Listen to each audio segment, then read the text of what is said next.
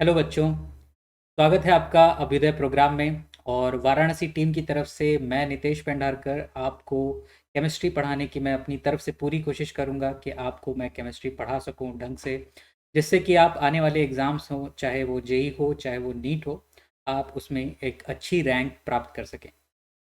यहाँ पे कुछ चीज़ें मैं पहले क्लैरिफाई करना चाहूँगा कि लेक्चर्स आप पूरा शुरुआत से लेके अंत तक एक साथ देखते रहें, ताकि ऐसा ना हो कि आप लेक्चर बीच में छोड़ के चले जाएं या पॉज करके चले जाएं फिर आएं। तो उससे क्या होता है कि हमारी जो कंटिन्यूटी होती है वो ब्रेक हो जाती है, और उसके बाद वो कंसेप्ट हमें ठीक तरीके से समझ में नहीं आता है। तो जब तक वो कंसेप्ट पूरी तरीके से आपको समझ में ना आए, आप वीडियो को बार बार देखें, जिससे कि आप उस चीज़ को क्लैरिफाई कर सकें। और अगर आप क्लैरिफाई नहीं कर पा रहे हैं, आप नहीं समझ पा रहे हैं, या आपके मन में कोई प्रश्न आता भी है इस वीडियो को देखने के बाद, तो आप उसको कमेंट सेक्शन में लिख सकते हैं, और मैं आपकी पूरी क्वेरी को आंसर करने की पूरी कोशिश करूँगा। ठीक है। और यहाँ पे जो मोड होगा पढ़ाई का, वो हिंदी और इंग्लिश दोनों ही मिक्स होगा, ताकि बहुत ही अच्छे से, बहुत ही आराम से सभी लोग इस चीज़ को समझ सकें, जिससे कि बहुत सारे लोगों को, बहुत सारे बच्चों को यहाँ पे फ़ायदा हो सके। ठीक है। चलिए, तो इसी पॉइंट पे हम शुरू करते हैं हमारा आज का सबसे पहला लेक्चर, और सबसे बेसिक लेक्चर केमिस्ट्री का, जिसको हम लोग कहते हैं some basic concepts of chemistry, या शॉर्ट फॉर्म में हम लोग कहते हैं इसको मोल कंसेप्ट। ठीक है। तो मोल कंसेप्ट यहाँ पे सबसे बेसिक कंसेप्ट है पूरी केमिस्ट्री का। अगर आपको मोल कंसेप्ट समझ में आ गया, तो ये समझ लीजिए कि आपने फिजिकल केमिस्ट्री लगभग लगभग समझ ली है। इसके बाद आपको सिर्फ और सिर्फ इक्वेशन में उन चीज़ों को पुट करना होगा, और आप इजीली आंसर निकाल सकते हैं। ठीक है। तो मोल कंसेप्ट को समझने के लिए हमें सबसे पहली चीज़ जो समझनी चाहिए, वो है एक नंबर, जिसको हम लोग बोलते हैं एवोगैड्रो नंबर। ठीक है। Avogadro number. ठीक। इसको हम शो करते हैं, डिपिक्ट करते हैं एन ए से, और इसकी वैल्यू होती है, देखिए सोडियम का नहीं है यहाँ पे, जो सफिक्स में छोटा सा ए लिखा हुआ है that is in capital, sodium का होता तो स्मॉल होता। ठीक है। एन ए, इसकी वैल्यू होती है हमारी 6.022 इंटू 10⁻23। ठीक है। ये बहुत ही स्पेसिफिक नंबर है, बहुत ही यूनिक नंबर है, और ये यूनिक क्यों है, इसके बारे में हमें अभी समझना पड़ेगा। ठीक है। बिना इसको समझे आप ये नहीं कह सकते कि आपको मूल कंसेप्ट अच्छी तरीके से आ चुका है। ठीक है। तो चलिए शुरू करते हैं कि यहाँ ये कहानी कैसे शुरू होती है। ठीक। तो कहानी ऐसे शुरू होती है कि हमें चाहिए था एटम। ठीक है। और एटम का भार, एटम कैसे बनता है, किससे बनता है, तो इस बारे में बहुत शोध किया गया। तो बाद में दो तीन पार्टिकल्स ऐसे निकले जो कि हम कहते हैं कि वो बेसिक्स हैं हमारे एटॉमिक स्ट्रक्चर के। ठीक है। तो एटम जो है वो तीन चीज़ों से मिलके बना हुआ है। सबसे पहला है हमारा इलेक्ट्रॉन। ठीक। चलिए, एक हो गया। दूसरा आता है हमारा प्रोटॉन। ठीक है। तो दो पार्टिकल हो गए। और तीसरा पार्टिकल आता है हमारा न्यूट्रॉन। ठीक है। तो ये तीन पार्टिकल, बाद में ये बोला गया कि इन तीनों पार्टिकल को मिला के हमारा एक क्वांटिटी बनती है, जिसको हम लोग बोलते हैं एटम। ठीक है। तो इन पार्टिकल्स का सबसे पहला वेट किया गया कि इनका भार कितना है, हर इंडिविजुअल पार्टिकल का भार कितना है। तो एक इलेक्ट्रॉन का जो वेट आता है, वो होता है हमारा 9.1 इंटू 10⁻31 kg। और इसको अगर हम ग्राम में लिखेंगे तो ये आता है लगभग 9.1 इंटू 10⁻28 ग्राम। ठीक है। तो इतना हमारा एक इलेक्ट्रॉन का वेट होता है, एक इलेक्ट्रॉन का भार होता है। फिर आता है हमारा एक प्रोटॉन। एक प्रोटॉन का भार होता है 1.66 इंटू 10⁻24 ग्राम। ठीक है। अब हम ग्राम में ही कैलकुलेट करेंगे, अभी हम केजी में वेट को कैलकुलेट नहीं करने वाले हैं। ठीक है। अगर आपको केजी में चाहिए होगा तो 10⁻27 हो जाएगा, और ज़्यादा कुछ करने की ज़रूरत है नहीं। ठीक है।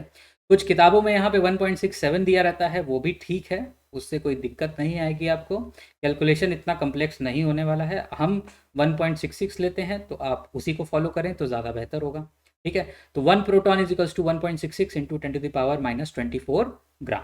ठीक, चलिए, इतना ही भार हमारा एक न्यूट्रॉन का भी होता है। एक न्यूट्रॉन यानी कि 1.66 into 10 to the power minus 24 gram. ठीक, तो इतना भार है एक एक पार्टिकल का। ठीक है, अब हम मान लेते हैं ऐसा कि यहाँ पे हमने एक पार्टिकल लिया, एक एटम लिया। ठीक है, एक एटम लिया हमने। ठीक है, जिसके अंदर कुछ x नंबर ऑफ इलेक्ट्रॉन है। ठीक है, y नंबर ऑफ प्रोटॉन है और z नंबर ऑफ न्यूट्रॉन है। ठीक है, तो अगर हम इसका वेट निकालना, मास निकालना चाहेंगे इस एटम का, मास ऑफ एटम, ठीक है, तो हम क्या करेंगे, हम इंडिविजुअल पार्टिकल्स के मास को इंटू करेंगे जितने नंबर ऑफ पार्टिकल्स हैं। ठीक है, यानी कि x into weight of electron, है ना, plus y into weight of proton.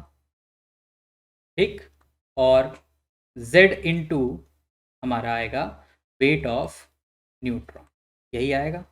इसके अलावा तो कोई मास नहीं है। ठीक है, हमने यही माना है कि एटम के अंदर 3 पार्टिकल हैं, इलेक्ट्रॉन, प्रोटॉन और न्यूट्रॉन, और उन तीनों की संख्या कितनी है वो हमने लिख दी है, एक्स, वाई और जेड। उनके रिस्पेक्टिव मासेस से हमने उनको मल्टीप्लाई कर दिया। ठीक है, लेकिन अगर हम थोड़ा सा और गहरी नज़र से देखें तो यहाँ पे हम देखेंगे कि यहाँ पे 10 टू द पावर कितना है, -28 है।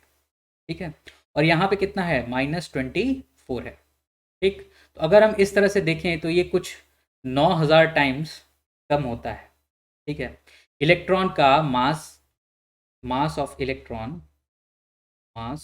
Electron is less than mass of proton और न्यूट्रॉन। ठीक, बाई अराउंड 9000 टाइम्स। ठीक है, 9000 गुना ये कम होता है, अप्रॉक्सीमेटली कह रहा हूँ, पूरा डिटेल्ड फिगर नहीं है ये। ठीक है, उससे हमें मतलब भी नहीं है। ठीक, तो 9000 गुना अगर ये छोटा है, हल्का है, छोटा भी नहीं, हल्का है। ठीक, तो अगर ये हल्का है इतना, तो हम इसको क्या मास में इंक्लूड करेंगे? जी नहीं। क्यों? क्योंकि अगर हम इनके मास को ऐड करना चालू करेंगे तो वो डेसिमल में ही बहुत पीछे लगता जाएगा। ठीक है, तो हम क्या करते हैं, हम मास ऑफ इलेक्ट्रॉन को नेग्लेक्ट कर देते हैं। यहाँ पे इस टर्म को हम नेग्लेक्ट कर देते हैं। ठीक है, इसको नेग्लेक्ट करने से क्या होता है कि जो हमारा मास ऑफ एटम है वो सिर्फ और सिर्फ इतना निकल के आता है, क्या, weight of neutron plus weight of proton. ठीक है, प्रोटॉन के संख्या को अगर हम प्रोटॉन के वेट से, एक प्रोटॉन के वेट से मल्टीप्लाई करें और उसमें हम जोड़ें total number of neutrons into weight of neutron, तो हमारा क्या निकल के आता है, मास ऑफ एटम। ठीक है, चलिए, ये तो थी एक कहानी। ठीक, कि यहाँ पे हमने इलेक्ट्रॉन के मास को नेग्लेक्ट कर दिया। ठीक, दूसरी कहानी ये है कि इन्होंने एक और चीज़ की, साइंटिस्ट लोगों ने, कि यहाँ पे एक यूनिट बना डाली। ठीक है, यूनिट बना डाली, कौन सी, उसको बोलते हैं हम लोग AMU, एटॉमिक मास यूनिट। ठीक है, शॉर्ट फॉर्म में इसको लिखते हैं AMU। ठीक, तो एटॉमिक मास यूनिट बना डाली, किसको, तो 1 AMU, इन्होंने कहा कि 1 AMU is equals to 1.66 into 10 to the power minus 24 gram. यानी कि ये किसके बराबर है, ये बराबर है हमारे मास ऑफ प्रोटॉन या न्यूट्रॉन के बराबर, क्योंकि दोनों का वेट क्या है, सेम है। ठीक है, तो 1 AMU जो होता है वो मास ऑफ एक प्रोटॉन या एक न्यूट्रॉन के बराबर होता है। ठीक है, और उसकी वैल्यू है 1.66 into 10 to the power minus 24। ठीक है, चलिए, यहीं से हमारा शुरू होता है मास नंबर की कहानी। ठीक है, अगर हम कोई भी एलिमेंट लिखते हैं m, ठीक, उसके नीचे z में हम लिखते हैं इसका एटॉमिक नंबर और a में लिखते हैं इसका मास नंबर। तो ये जो a है इसी को हम लोग कहते हैं क्या, मास नंबर। और मास नंबर कितना होता है, अभी बताया है, मास नंबर ये किसके बराबर होगा, ये होगा हमारे नंबर ऑफ प्रोटॉन, ठीक, प्लस नंबर ऑफ न्यूट्रॉन्स के बराबर। ठीक, यानी कि ये किसके बराबर है? P प्लस N के बराबर है। इसकी यूनिट क्या है? AMU, जो अभी हमने आपको समझाया कि 1 AMU is equals to 1.66 into 10⁻⁻24 gram. ठीक है, तो मास नंबर अगर आपसे पूछता है तो वो क्या होगा? एटॉमिक मास यूनिट में होगा। इसको कभी कभी लोग यू भी लिखते हैं, यूनिट लिखते हैं, कुछ लोग AMU लिखते हैं, कुछ लोग उसको डाल्टन में भी लिख देते हैं। ठीक है, तो उससे घबराने की बात नहीं है। यहाँ पे आपको सिंपल कंसेप्ट याद रखना है कि प्रोटॉन और न्यूट्रॉन के सम को हम मास नंबर कहते हैं। ठीक है, तो अगर आप ये AMU निकालना सीख गए, मास नंबर निकालना सीख गए, या मास नंबर याद करना सीख गए, तो आपका बाकी का मोल कंसेप्ट बहुत ही आसान हो जाता है। ठीक है, चलिए, तो हमने हमने अभी तक मास नंबर तो निकाल लिया।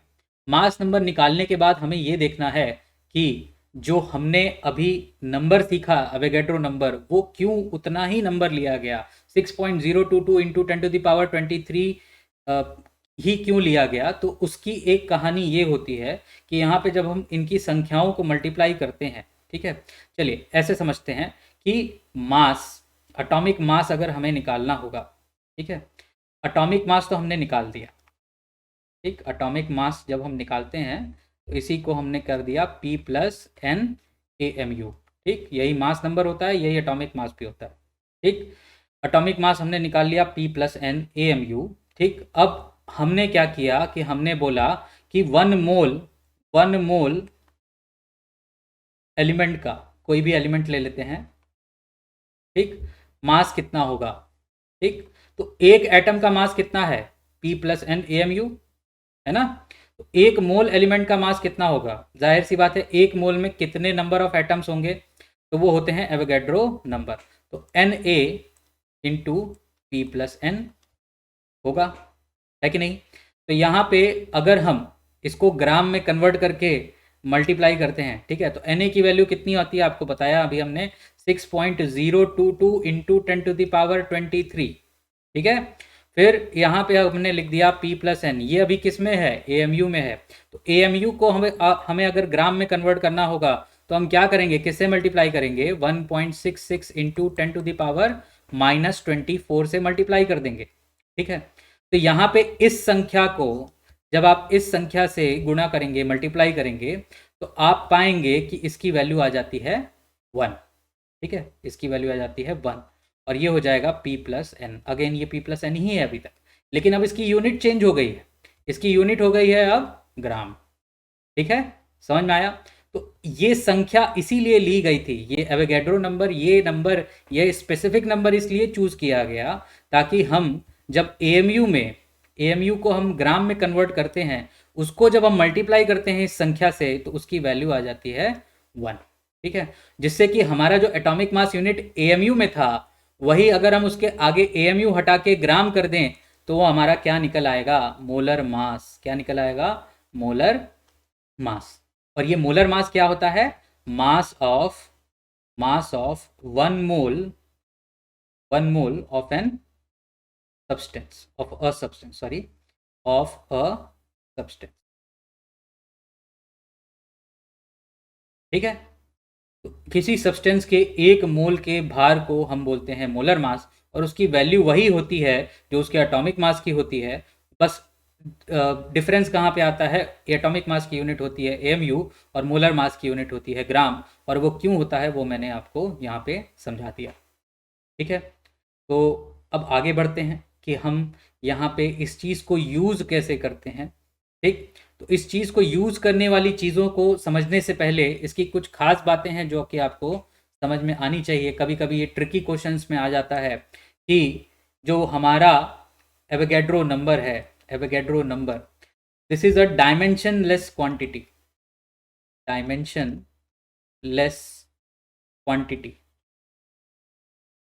ठीक, यानी कि इसका कोई डायमेंशन नहीं है, ना लेंथ है, ना ब्रेथ है, ना टाइम, कुछ नहीं है इसमें। ठीक है, तो डायमेंशनलेस है, यानी कि आप इसको कहीं पे भी लगा सकते हैं जहाँ पे आप इस इतने नंबर की दरकार रखते हैं। इसको हम यहाँ पे इसलिए यूज़ करते हैं क्योंकि एक छोटे से भार में भी बहुत सारे एटम्स जो है वो प्रेजेंट रहते हैं, इसलिए। ठीक है, समझ में आया? चलिए, तो एक डायमेंशनलेस क्वांटिटी होती है, ये हमेशा याद रखिएगा, ये बहुत ही इम्पॉर्टेंट है। ठीक, कई बच्चे गलत कर देते हैं कि इसमें कुछ नंबर्स वगैरह हैं तो शायद ये लेंथ हो सकता है या टाइम हो सकता है, कुछ नहीं है यहाँ पे। ठीक है, बहुत बार ये गलतियाँ होती हैं बच्चों से। तो डायमेंशनलेस क्वांटिटी है, ये याद रखना है पहली चीज़ आपको। ठीक, दूसरी चीज़, इसको हम लोग कहाँ कहाँ यूज़ कर सकते हैं, तो Na याद रखिए, केमिस्ट्री में बता रहा हूँ मैं, केमिस्ट्री में ये होता है 6.022 इंटू 10⁻23 पार्टिकल्स। ठीक है, पार्टिकल्स। अब ये पार्टिकल्स क्या क्या हो सकते हैं, ये हो सकते हैं एटम्स, ये हो सकते हैं मॉलिक्यूल्स, ये हो सकते हैं आयंस। ठीक, और ये हो सकते हैं हमारे इलेक्ट्रॉन, प्रोटॉन, न्यूट्रॉन।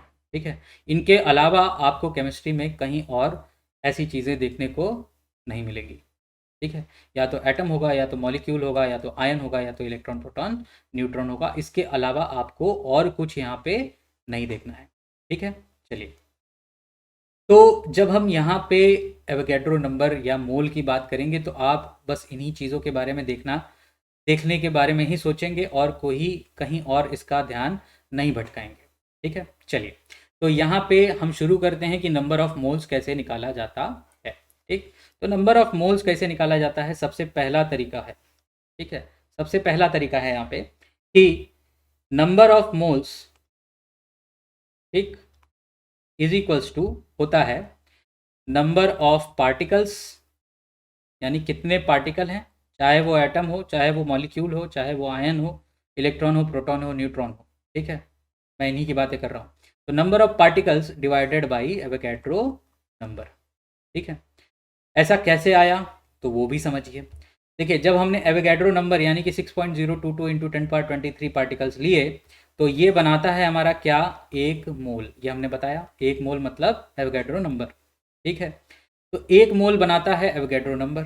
तो एक अगर पार्टिकल लेंगे, वन पार्टिकल, एक वन पार्टिकल, तो ये कितने मोल बनाएगा, ये बनाएगा 1/Na मोल। ठीक, जब ये एक पार्टिकल 1/Na मोल बना रहा है, तो अगर हम कुछ समझ लीजिए x पार्टिकल्स लेते हैं, x पार्टिकल लिए हमने, ठीक, तो ये कितने बनाएगा, ये बनाएगा x/Na मोल। ठीक है, सिंपल सा है। x क्या है, हमारा नंबर ऑफ पार्टिकल है, तो जितने नंबर ऑफ पार्टिकल्स होंगे उतना ही हमारा, उसको अगर हम डिवाइड कर देते हैं एवोगैड्रो नंबर से, तो उतने हमारे मोल्स निकल के आएंगे। ठीक है, समझ में आया। तो इस पर एक क्वेश्चन कर लेते हैं जिससे कि चीज़ें क्लियर हो जाएं। ठीक है, चलिए, क्वेश्चन है, पहला क्वेश्चन है यहाँ पे, ठीक, कि find the number of mole in 3.011 into 10⁻24 particles of Fe। ठीक है, अब इस पार्टिकल की जगह हम बहुत सारी चीज़ें कर सकते हैं। यहाँ पे अगर मैं बोलूँ तो यहाँ पे इस चीज़ पार्टिकल को एटम की तरफ से बताया जा सकता है। ठीक है, 3.011 इंटू 10⁻24 एटम्स ऑफ Fe। ठीक है, अभी हमने पार्टिकल इसलिए लिखा क्योंकि आप अभी तक पार्टिकल ही समझते आए हैं इसको। ठीक है, चलिए, इस क्वेश्चन को कैसे करेंगे। ठीक, तो यहाँ पे अगर आप चाहें तो पॉज करके 2 मिनट में आप इसको आंसर कर सकते हैं, या तो फिर आप हमारे साथ करते चले जाइए और आपको समझ में आता जाएगा। ठीक है, तो हमने अभी फॉर्मूला क्या निकाला नंबर ऑफ मोल्स का, number of mole is equals to number of particles divided by Avogadro number. ठीक है, तो नंबर ऑफ पार्टिकल हमें कितना दिया है, 3.011 इंटू 10⁻24। कितना दिया है, 3.011 इंटू 10⁻24 डिवाइडेड बाई 6.022 इंटू 10⁻23। ठीक है, मैं जानता हूँ कुछ लोगों को यहाँ पे मल्टीप्लिकेशन और डिवीजन में थोड़ी सी दिक्कत होती है, तो सीखिए यहाँ पे कैसे किया जाता है। ठीक है, सबसे पहले बहुत ही सिंपल सी चीज़ करिए कि जो 10 की पावर है उसको एक तरफ कर लीजिए। ठीक है, तो ऊपर जो है हमारा 10⁻24 है, नीचे हमारा 10⁻23 है। तो जब 23 को आप ऊपर लेके जाएंगे तो वो 10⁻−23 हो जाएगा। ठीक है, तो इंटू कर लेते हैं यहाँ पे और लिख लेते हैं 10⁻24 माइनस 23। ठीक है, एक चीज़ तो ये हमने कर ली। ठीक, चलिए दूसरी चीज़ हमें ये करनी है कि हमें इसको डिवाइड करना है। अगर हम देखें तो इस संख्या में अगर हम 2 का गुणा कर देते हैं तो हमारी नीचे वाली संख्या जो है वो प्राप्त हो जाएगी। ठीक, तो इसको अगर हम ऐसे कट करते हैं तो ये हो जाएगा 2, यानी कि ये हो जाएगा 1/2। 1/2 इंटू 10⁻24 माइनस 23। अब 24 माइनस 23 कितना होता है? 1, यानी कि ये हो जाएगा 1/2। 1/2 को अगर हम लिखें तो ये हो जाएगा 0.5 इंटू 10⁻1, यानी कि ये कितना हो जाएगा? 5। ठीक है, 5 नंबर ऑफ मोल्स हैं इतने पार्टिकल्स में। ठीक है, तो इस तरह से ये प्रश्न बनते हैं। यहाँ पे नंबर ऑफ मोल्स कैसे निकाले जा सकते हैं, नंबर ऑफ पार्टिकल अगर आपको पता हो तो। ठीक है, चलिए तो दूसरा फॉर्मूले की तरफ हम बढ़ते हैं यहाँ पे। और जब हम सारे फॉर्मूले निकाल लेंगे तो एक साथ पूरे सारे के सारे क्वेश्चंस करेंगे तो आपको पूरा का पूरा क्लियर हो जाएगा। ठीक है, चलिए दूसरा फॉर्मूला आता है हमारा इसी से। ठीक है, इसी फॉर्मूले से हमने जो फॉर्मूला निकाला था अभी, वो क्या था? Number of particles divided by Avogadro number. अब एवोगैड्रो नंबर का जो जितना मास होगा, ठीक है, प्रत्येक एलिमेंट के लिए, प्रत्येक मॉलिक्यूल के लिए वो अलग अलग होगा, तो उसको हम लोग क्या कहेंगे? मोलर मास कहेंगे, क्योंकि 1 मोल का भार होगा। और जो नंबर ऑफ पार्टिकल हमने ले रखे हैं उनका खुद का कुछ भार होगा, तो उस भार को हम लोग बोल देते हैं गिवन मास। ठीक है, तो number of moles is equals to given mass upon molar mass. ठीक है, given mass upon molar mass. तो नंबर ऑफ मोल्स जब भी हम निकालेंगे तो सबसे बेहतरीन तरीका यही होता है, क्योंकि आपको यहाँ पे वेट दिया जाता है ज़्यादातर क्वेश्चंस में, और आपको मोलर मास जो है वो पता होता है। ठीक है, तो गिवन मास अपॉन मोलर मास ये सबसे स्टैंडर्ड फॉर्मूला है। ठीक है, इसको याद करिए, बहुत ज़रूरी है। Number of moles is equals to given mass upon molar mass. ठीक है, चलिए इस पर भी एक क्वेश्चन कर लेते हैं, जिससे कि आपकी जो जिज्ञासा है वो थोड़ी सी शांत हो जाएगी। तो यहाँ पे क्वेश्चन है, find the number of moles of Na in 46 gram of sodium. ठीक है, यहाँ पे सोडियम है ये। ठीक है, ये एवोगैड्रो नंबर नहीं है, डिफरेंस समझ लीजिए आप। तो नंबर ऑफ मोल्स निकालना है, बहुत छोटी सी चीज़ है। Number of moles is equals to given mass. Given mass कितना है? 46 ग्राम। ठीक है, 46 डिवाइडेड बाय सोडियम का मोलर मास कितना होता है, एटॉमिक मास कितना होता है? तो 46 अपॉन 23, दैट इज 2 मोल। ठीक है, समझ में आया? चलिए, तो यहाँ पे 46 अपॉन 23 हो गया, ये 2 मोल हो गया। यहाँ पे हमें और कुछ ज़्यादा करने की ज़रूरत नहीं है, सबसे सिंपलेस्ट फॉर्मूला है और सबसे ज़्यादा यूज़ होने वाला फॉर्मूला है नंबर ऑफ मोल्स निकालने के लिए। ठीक है, चलिए तो अब हम तीसरे फॉर्मूले की तरफ बढ़ते हैं, लेकिन वो बहुत ही स्पेसिफिक फॉर्मूला है। ठीक है, तीसरा फॉर्मूला ये है कि याद रखिए, दिस इज ओनली एप्लीकेबल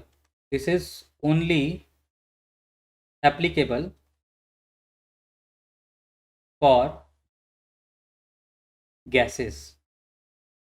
ठीक है, सिर्फ गैस में ही ये यूज़ करेंगे, हम सॉलिड और लिक्विड में इसको यूज़ नहीं करेंगे। ठीक है, तो this is only applicable for gases. तो इसके लिए एक स्टेटमेंट आता है। ठीक है, ये स्टेटमेंट आपको याद करना पड़ेगा, तभी आप समझ पाएंगे कि एट एसटीपी, ठीक है, यानी कि स्टैंडर्ड टेम्परेचर प्रेशर कंडीशन में, ठीक, स्टैंडर्ड टेम्परेचर प्रेशर कंडीशन में the volume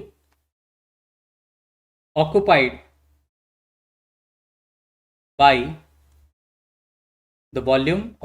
by any ideal gas is 22.7 litres. मैं जानता हूं आप कहेंगे कि किताबों में तो सर 22.4 लीटर लिखा हुआ है, तो ये 22.7 लीटर क्यों हुआ? ठीक है, चलिए इसको भी मैं आपको समझाता हूं कि ऐसा क्यों हो रहा है। ठीक, तो देखिए एसटीपी की जो कंडीशन है वो अब बदल चुकी है। ठीक है, जो हमारा पुराना ओल्ड एसटीपी था या पुराना एसटीपी था, उस केस में कंडीशंस क्या थी? तो देखिए यहाँ पे सिर्फ टेम्परेचर और प्रेशर की कंडीशन होती है। तो अगर आप याद कर लेंगे तो बहुत बेहतरीन होगा। अगर नहीं याद कर पा रहे हैं तो आप वॉल्यूम याद कर लिए तो आपके लिए बहुत आसान हो जाएगा। ठीक है, तो ओल्ड एसटीपी जो कि पुरानी कंडीशन थी, अब वो जो चेंज हो चुकी है, तो पुरानी कंडीशन में ये था कि टेम्परेचर रहेगा 0 डिग्री सेल्सियस यानी कि 273 केल्विन। ठीक है, क्लियर है, 0 डिग्री सेल्सियस यानी कि 273 केल्विन। अब ये भी याद रखिएगा, जब भी हम केमिस्ट्री करेंगे तो उसमें जब भी टेम्परेचर की बात होगी तो वो सिर्फ और सिर्फ केल्विन में करना है। आपको डिग्री सेल्सियस में भले ही दे रखा हो, लेकिन आपको एक आदत बनानी है कि आप डिग्री सेल्सियस को केल्विन में चेंज करें हमेशा। ठीक है, चलिए, तो ओल्डर एसटीपी में जो प्रेशर था वो था हमारा 1 atm। ठीक है, 273 केल्विन टेम्परेचर होना चाहिए और प्रेशर जो है वो 1 atm होना चाहिए। ठीक है, तो इस केस में वॉल्यूम जो आता था वो आता था 22.4 लीटर। ठीक है, लेकिन अगर हम न्यू एसटीपी की बात करें, न्यू एसटीपी यानी कि नया जो स्टैंडर्ड टेम्परेचर प्रेशर लिया गया है, उसमें थोड़ा सा डिफरेंस आ गया। ठीक, डिफरेंस क्या आया, तो टेम्परेचर तो अभी भी वही है 0 डिग्री सेल्सियस यानी कि 273 केल्विन है। ठीक, लेकिन जो प्रेशर है वो अब 1 atm की जगह 1 बार कर दिया गया है, और 1 बार होता है वो होता है 0.987 सॉरी एटीएम। ठीक है, यहाँ पे आ जाएगा हमारा एटीएम। ठीक, एटीएम। ठीक, अब यहाँ पे जो वॉल्यूम आता है वो आता है 22.7 लीटर। ठीक, कैसे आता है वो भी समझ लीजिए। तो आइडियल गैस के लिए, ठीक है, आइडियल गैस के लिए, फॉर आइडियल गैस हम जानते हैं एक फॉर्मूला, बहुत ही बेसिक सा फॉर्मूला है, P V is equals to N into R into T होता है। ठीक है, तो यहाँ पे हमने नंबर ऑफ मोल्स कितना ले रखा है, 1 मोल। क्यों, क्योंकि हमने डेफिनेशन में ही ये मेंशन कर दिया कि the volume occupied by any ideal gas off 1 मोल। ठीक है, ऑफ 1 मोल, सॉरी गलती हो गई, ऑफ 1 मोल इज 22.7 लीटर। ठीक है, तो हमें एन की वैल्यू कितनी रखनी है, 1। ठीक, एन की वैल्यू 1 रखनी है। ठीक, आर की वैल्यू जो कि यूनिवर्सल गैस कांस्टेंट है वो होता है 0.0821। ठीक है, इतनी वैल्यू इसकी रखनी है, और टेम्परेचर हमें पता है 273 केल्विन है। ठीक, तो फर्स्ट केस क्या होगा, pressure is equals to 1 atm रखेंगे। सेकेंड केस क्या होगा, pressure is equals to 0.987 atm रखेंगे। ठीक है, समझ में आया। तो हमने रखा P V is equals to N R T में, फॉर्मूले में रखा, तो पाया कि पी वी यानी कि 1 into V is equals to 1 into 0.0821 into temperature 273, ये आता है आपका 22.4 लीटर, जो कि आप किताबों में पढ़ते हैं। लेकिन ये किसके हिसाब से है, पुराने एसटीपी के हिसाब से। ठीक है, यहाँ पे अगर मैं दूसरे नया एसटीपी के बारे में बात करूँ तो प्रेशर हो जाएगा 0.987, तो यहाँ पे जो P V is equals to N R T है वो कितना आएगा, 0.987 into volume is equals to n that is 1 into 0.0821 into temperature that is 273 divided by, अब यहाँ पे वॉल्यूम आ जाएगा, सीधे सीधे डिवाइड करने की ज़रूरत ही नहीं आएगी, 0.0821 इंटू 273 डिवाइडेड बाई 0.987। ठीक है, तो यहाँ पे वॉल्यूम आता है 22.7 लीटर।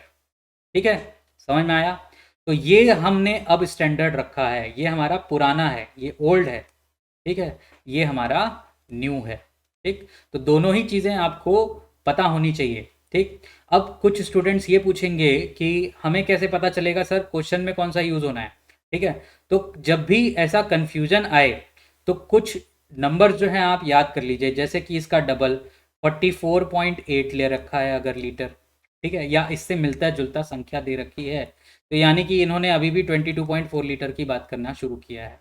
ठीक है, अगर आपको दिया गया हो 11.2 लीटर, 5.6 लीटर, ठीक है, कुछ इस तरह का वॉल्यूम दिया गया हो, ठीक है, तो हमेशा याद रखिए कि ऐसा ही वॉल्यूम यूज़ किया जा रहा है। अभी तक ये वॉल्यूम यूज़ नहीं किया जा रहा है।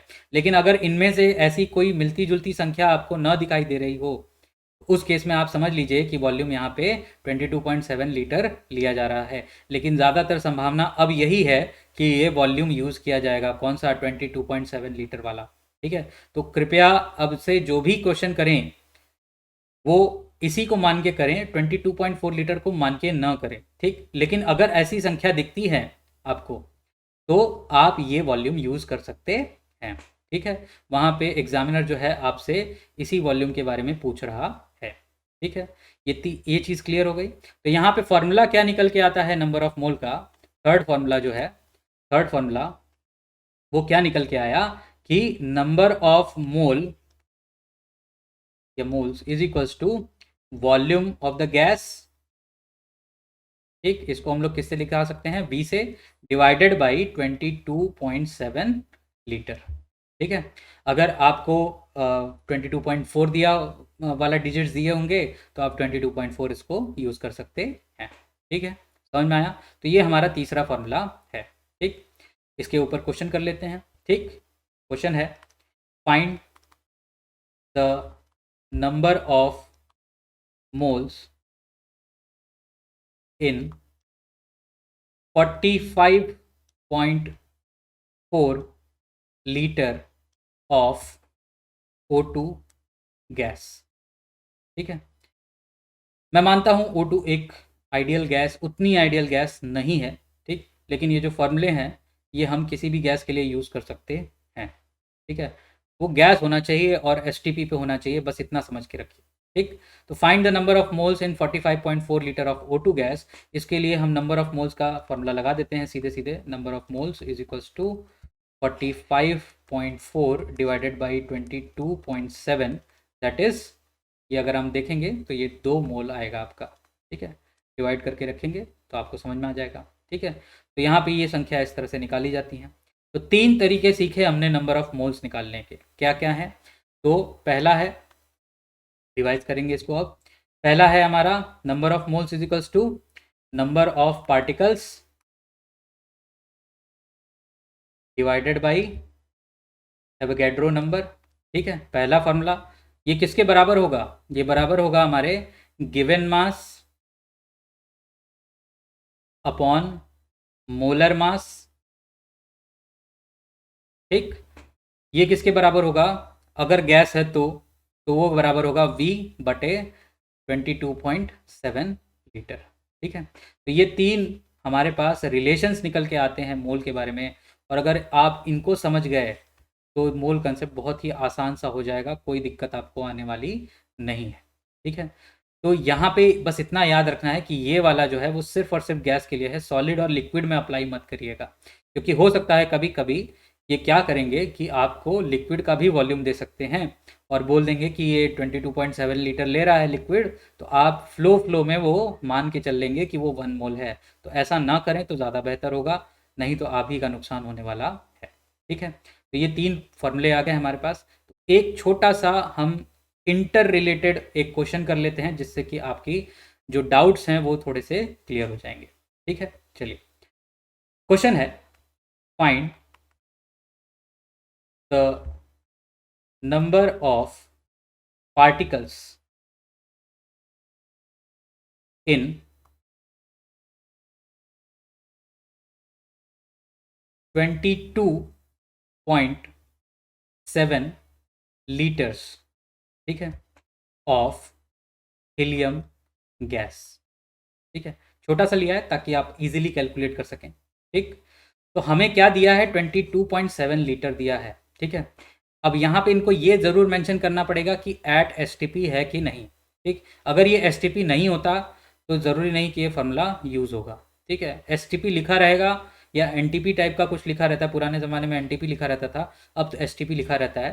तो STP अगर लिखा हुआ है तो यहाँ पे 22.7 लीटर, इसका मतलब क्या है कि ये 1 मोल के बारे में बात कर रहा है, ठीक है। तो यहाँ पे हम लोग क्या करेंगे, 22.7 litre is equals to 1 mole of helium gas, ठीक। अब 1 मोल में हमसे क्या पूछा है, कितने पार्टिकल्स होंगे, ठीक है। अब पार्टिकल्स यहाँ पे क्या होंगे, क्योंकि हीलियम जो है वो बाई एटॉमिक गैस नहीं है, डाई एटॉमिक गैस नहीं है, सिर्फ मोनो एटॉमिक गैस है। इसका मतलब यहाँ पे किसकी बात की जा रही है, एटम्स की, ठीक है। अभी हम एटम से ही स्टिक करते हैं, ठीक। बाद में अगले लेक्चर में हम इसको इलेक्ट्रॉन प्रोटॉन सब में देखेंगे, आयन में भी देखेंगे, ठीक है। तो 22.7 litre is equals to 1 mole of helium, ठीक। इसका मतलब इसके अंदर कितने पार्टिकल्स हैं, यानी कि एटम्स कितने हैं। तो 1 मोल में कितने पार्टिकल्स होते हैं, Na एटम्स होते हैं, ठीक। अब Na एटम्स मतलब कितना 6.022 इंटू 10⁻23 एटम्स होंगे। ठीक है, समझ में आया? तो इस तरह से इसको इंटर रिलेट करना पहले सीखिए।